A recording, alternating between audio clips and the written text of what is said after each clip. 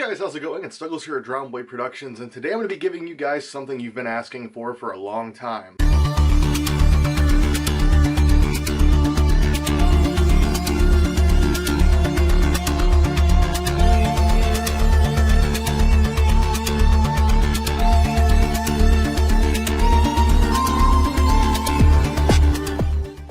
I've been getting this request for months or maybe even years that I've been doing these Scream videos. People have asked me, Douglas, why don't you do a comprehensive guide to the masks that were used in the different Scream films? And previously there's been many reasons for that, the main reason being inconclusive information or not really having all the facts. Now, however, in the past couple of years, a lot more facts and information about the films has surfaced, and with that comes a lot more information with the masks that were used in the films. And thanks to the work of Ryan Hills and a few others in the Scream and Ghostface Collectors group, we now know almost indefinitely all of the different masks that were used in the different films. And with that being said, this marks the beginning of my first of the Scream movie mask guides. I plan to do at least one video on each film, kind of covering the different masks, showing you the differences, telling you what they were used for, etc. And today we're going to be starting out with, of course, Scream 1 or Scream 96. Now, if you're a big Scream fan, you would know that Ghostface was not the first killer mask that was chosen to be used in Scream. They actually had a bunch of different concepts they were coming up with, and they were really unsure of exactly what to go for. Until one fateful evening when they were location scouting and found a White Shroud, Fantastic Faces Ghostface mask. At the time, the character wasn't known as Ghostface, but rather the Weeping Ghost. And upon finding this mask, they knew it was pretty much perfect for what they wanted. Now, at the time it had the White Shroud. Obviously they made the choice later to go with the Black Shroud, and at one point in time it was even considered for them to do an all-white sparkle robe Ghostface. However, obviously they decided against this and went with the full black sparkle robe and Black Shroud, etc. However, for a time period they were unsure whether or not they were actually going to be able to use the Fun World Ghost masks, so they decided to come up with their own. The company K&B Effects, who provided most of the special effects for the film, ended up coming up with their own, essentially, parody version of the pre-existing Weeping Ghost mask. Many of you would know this as the K&B mask, and this was essentially just something they came up with as a legal parody to the Fun World mask, something they were going to use in the film, and as you can tell, it really doesn't pack quite the same punch as the actual Fun World masks. The K&B mask can be seen throughout the film in a few different scenes, most notably seen, and of course first seen, in the Casey chase sequence. It wasn't just used in that sequence though, this was also mainly used in the Principal Hembry shooting sequence, not just whenever he's looking at the mask, but also whenever he's cutting up with scissors a couple of the masks. The main masks that were actually cut up on set were these. And it just so happens that the actual Ghostface killer that attacks Principal Hembry is one of the K&B versions of Ghostface. And there actually were a few different versions of this on set. Not only did they finish them just kind of as you would see here, but some versions had a much larger black painted nose, more triangular shape. Some of them had more of like an arrowhead shaped smaller nose. Some of them even had like a gray shroud instead of a black shroud. Some of them had brown eye mesh instead of black eye mesh. They really played around with these and tried to figure out what would work for film. I think that all the copies were used at one point or the other, and a majority of them ended up kind of getting destroyed during that Principal Hembry scene where he cuts them up with scissors. Personally, the presence of this mask is almost a bit silly because, like I said, it's not really a scary or intimidating mask. It doesn't have the same features or feel as the actual Fun World mask. And in my opinion, they probably should have cut out the sequences that did use this thing and just reshot those scenes with the actual Fun World mask. However, due to budget restraints or timing or whatever it may have been, they decided to keep using this mask anyway. And just after production had started, the crew actually did get the go-ahead to use the original Weeping Ghost mask from Fun World. And upon hearing that news, Property Masters JP and Skip went out and bought a single Weeping Ghost mask, and this is the main mask that was used for at least the first half of filming and is known as the Hero Mask 1 or the Sydney Attack mask. And the Sydney Attack mask or the Hero Mask 1 is 100% for sure a Generation 1 Fantastic Faces Weeping Ghost.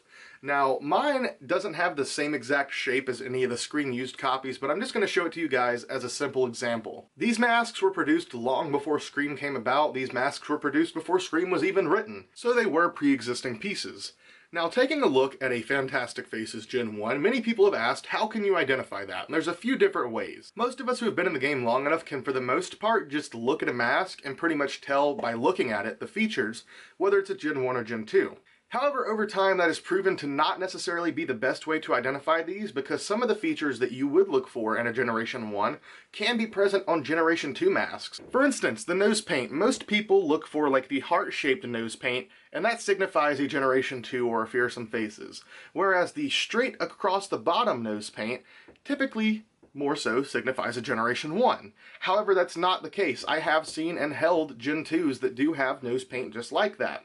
Same thing with several other different features on the mask, so truly the best way to identify them is to measure from the very top of where the vinyl mask starts, not the shroud, but where the vinyl itself starts, to the very tip of the chin.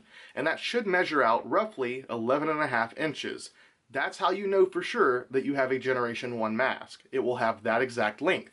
But there are a few other ways to tell these apart. For all the movie masks, they were actually sharpied over the mouth, or they had like a piece of fabric placed over the mouth so you couldn't see the gloss and shine, but it actually will help in this instance, I think, if you can see it. Right about here, there is a second dimple. Now, all of the Generation 1 or Generation 2 masks have the same dimple here at the bottom of the mouth. However, Generation 1 masks are the only masks to have a dimple right about here in the middle of the mouth. Like I said, it's very, very hard to pick up on camera, but it is there and it is noticeable. The Generation 1 Fantastic Faces mask has come to be known as the Scream mask, the main mask that was used in Scream.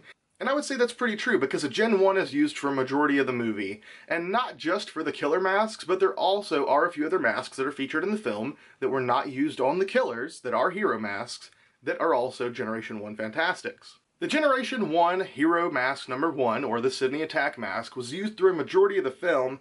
However, it was not the only killer mask used. Now, funny enough, the last day of shooting for them to really use the KMBs, which was the principal Hembry scene, was the very same day that they finally got a shipment of masks from Funworld. As soon as they decided that they were going to be using these masks for sure, they sent Funworld a request for 25 masks to be sent to set.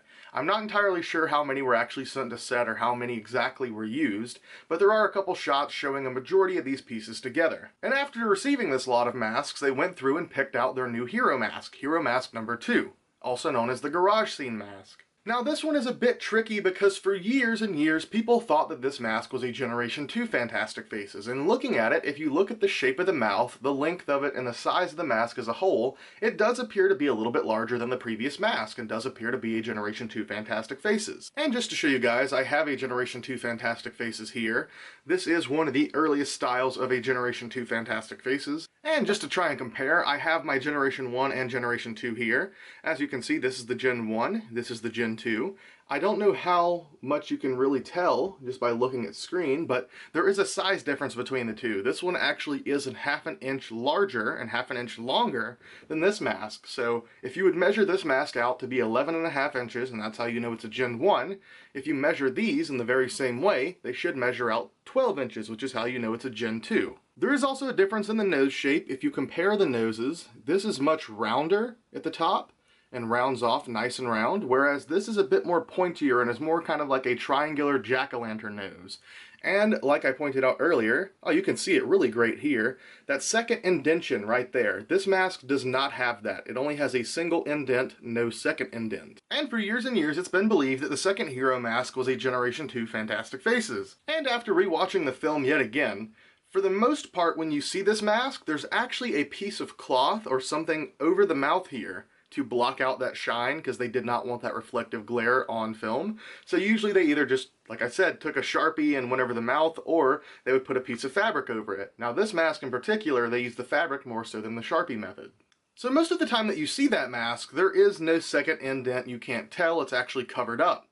Well, in the scene where Billy is getting attacked, for just a split moment, you can see the light catch that second indent. And I want to say that that would basically guarantee that the second mask was in fact a Generation 1 Fantastic Faces and not a Gen 2. And recently we have seen this mask pop up yet again. With the Scream reunion that was done not too long ago, Kevin Williamson actually did bring out the Garage mask and still had it. And it did not have the piece of fabric over the mouth anymore. And yet again, you can see the same indent. So I would say that that would be case closed on that situation, and that would mean that pretty much just KMBs and Generation 1 Fantastic Faces masks were used for the killer.